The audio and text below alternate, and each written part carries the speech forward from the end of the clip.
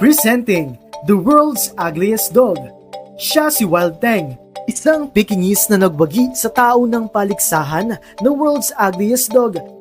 Nag-uwi siya at ang kanyang owner na si Ann Lewis ng cash prize na $5,000. Pero alam nyo bang veterano na si Wild Tang sa kompetisyong ito? Ito na kasi ang pang-anim na beses ng kanyang pagsali sa kompetisyon. At dito nga ay sa wakas, nakuha na niya ang corona. Tuta pa lamang noon si Wild Tang ay nakakuha ito ng virus na muntik niyang ikamatay, kaya ganito ang kanyang itsura.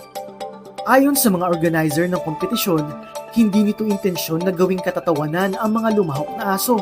Nais ng paligsahan na i-celebrate ang karakter ng mga aso at patunayan sa buong mundo ang kasabihang beauty is in the eye of the beholder. Para sa iba pang content tulad nito, mag-subscribe at i-follow ang social media pages ng News 5.